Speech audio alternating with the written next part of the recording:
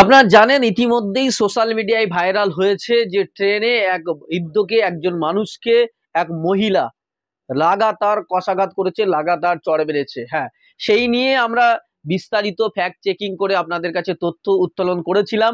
এবার এই বিষয়ে মুখ খুলেছেন ফুরফুরা শরীফের পীরজাদা এবং জমিয়াত ওলামা বাংলা আসাম যে সংগঠন, সেই সংগঠনের সর্বভারতীয় যিনি সম্পাদক, সাধারণ সম্পাদক পীরজাদা মেহরাব সিদ্দিকী ভাইজান। হ্যাঁ, তিনি এবার এই বিষয় নিয়ে মুখ খুলেছেন। তিনি ঠিক কি বলেছেন শোনাবো আপনাকে। এটাও আমি দেখলাম যে আমাদের যে সোর্স আছে বা সে যেমন করে হোক আমি জোগাড় করে তার ভিডিওটা আমি দেখলাম। তো হঠাৎ করে আচমকা দেখলাম যে ভদ্রলোককে মারতে আরম্ভ করে দিল। আসলে কি ঘটনাটা ঘটেছে তার প্রায় ওর মধ্যে দেখুন ওই ভদ্রমহিলাই বলছে, ভদ্রমহিলা বলবে না কি বলবো জানি না, আপনারা বেশ চ্যান করবেন। তো ওই মেয়েটি দেখলাম নিজেই বলছে 30 মিনিট ধরে ভিডিও করছে, ঠিক আছে, কিন্তু তার মধ্যে হঠাৎ দেখতে পাচ্ছি মেয়েটা মারতে আরম্ভ করে দিল। দোষটা কি করলো ওই ভিডিওটার মধ্যে, ওটাও সোশ্যাল মিডিয়ায় দেখুন সম্প্রচার হয়েছে, বা যাদের কাছে আছে তারাও দেখবেন শেয়ার করছে, আমার কাছেও আসলো। না, মানুষটি দোষ কি করেছে? যে একটা বাবার বয়সী মানুষ পাশে বসে আছে, হঠাৎ করে উঠে তাকে মারতে আরম্ভ করে দিল। আহ, এই একটা খুব বিতিবিচ্ছিরি ব্যাপার। আবার তার মধ্যে মেয়েটি বলছে আমি অনেক দিন ধরে এমন একটা সুযোগ খুঁজছিলাম। কি সুযোগ খুঁজছিল? বয়স্ক মানুষদের মারার জন্য? নাকি আপনার ওই আরেকটা দেখলাম কেউ ওই ধর্ম নিয়ে রাজনীতি করা, কিছুদিন আগে বিতর্কিত বিভিন্ন মন্তব্য যার বার হচ্ছিল, তৃণমূল কংগ্রেসের দীর্ঘদিন ধরে তিনি থাকার পরে এখন বিজেপিতে জয়েন করেছে, করার পরে হ্যাঁ একসময় মুসলিমদের সঙ্গে মিশে মুসলিমদের যাবতীয় যা কিছু ভক্ষণ করা থেকে সবই করেছে, পরবর্তীতে জানি না কিভাবে নিজেকে পবিত্র করেছেন। তিনি আপনার টুইট করে ঠিক ধর্মীয় উস্কানি দিয়ে একটা মানে ধর্মীয় মেরুকরণ তৈরি করতে চেয়েছে, সাম্প্রদায়িক একটা রং লাগাতে চেয়েছেন।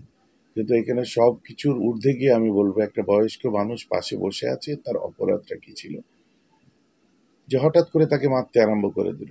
আর সে বারবার বলছে আমার দোষটা কি বলুন, দোষটা কি বলুন। আশ্চর্য, আশপাশে যারা আছে তার ফটো তুলছে। আমি কেভিন পোর্টারের একটা আপনাদেরকে আগে উপমা দিয়েছিলাম যে একটা মানুষ মরছে, তাকে সাহায্য করা বাদ দিয়ে তার ভিডিও করতে ব্যস্ত। ঠিক এই ক্ষেত্রেও তেমন দেখলাম, এই সাহায্য করা বাদ দিয়ে একটা কম বয়সী মেয়ে তাকে মানে স্ল্যাপের পর স্ল্যাপ করেই যাচ্ছে, আর সবাই দেখছে। কি হয়েছে না হয়েছে কেউ জানতেও চাচ্ছে না। তার অন্যায়টা কি ছিল? কোনো সম্প্রদায়ের মধ্যে জন্মগ্রহণ করা তার অন্যায় ছিল, নাকি সে আপনার মেয়েটা শ্রেয়তাহানি করলো, নাকি তার আরো কিছু করতে গেছিল? কি অন্যায়টা কি? হঠাৎ করে ক্যামেরা চালু আছে, অন ক্যামেরা দেখতে পাচ্ছি যে হঠাৎ করে মারতে আরম্ভ করে দিল। What is this? তো ঠিক আছে, সে যদি কোনো অন্যায় করে তো দেশের মধ্যে আইন আছে, তার বিরুদ্ধে কমপ্লেন করো। কমপ্লেন নিজে আইন হাতে তুলে নেবে কেন? এটা তো একটা মানে জানি না কি ধরনের সংস্কৃতিতে এরা মানুষ হয়েছে, কি ধরনের মানে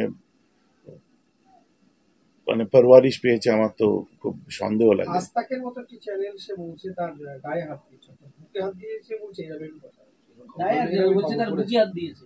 মানে এরকম ধরনের খবর তারা করে দিয়েছে, খবর পরিবেশন করছে এবং তার বিরুদ্ধে মামলাও করেছেন মফিদুল ইসলাম। না, এগুলো পেটুয়া ব্যাপার। এক কথায় বলবো, ওই লেভেলে নিজেকে নামিয়ে নিয়ে গিয়ে আমি প্রতিবাদ করতে পারবো না, পরিষ্কার ব্যাপার। এর মধ্যে এরা যেটা চাইছে, যেটা করতে চাচ্ছে, সেই জিনিসটাই এরা কিন্তু করছে একদম ফাইনালি। এখানে কোনো রকমের কোনো মানে সন্দেহ নেই এদের। ও তো ছি ছি ছি, কি লিখছেন গো? চোখের খিদেতে মেয়ের বয়সীর বুকে হাত।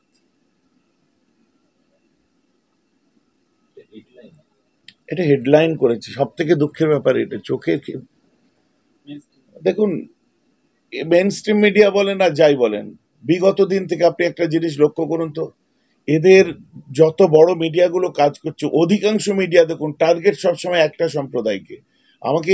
আমি খুব ক্লান্ত এই সালে সবকে নিয়ে, এই মুহূর্তে আমাকে এইসব নিয়ে মুখ খোলাবেন না।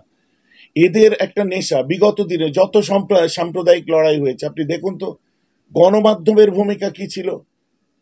আমি নাম উল্লেখ করে বলতে পারি সেই সব গণমাধ্যমগুলো উস্কে দিয়েছে তাদের। এগুলো উস্কানিমূলক খবর, এগুলো মানুষকে তাতিয়ে তোলার মতো খবর। বাংলায় সাকসেস হতে পারছে না সংস্কৃতিবান মানুষের বাস, জাতি ধর্ম নির্বিশেষে বাংলায় পাচ্ছে না, বাংলার বাইরে এগুলো ঠিক তারা নিজেদের কাজ আদায় করে নিচ্ছে। সেই অপচেষ্টাটা বাংলায় এরা করতে যাচ্ছে।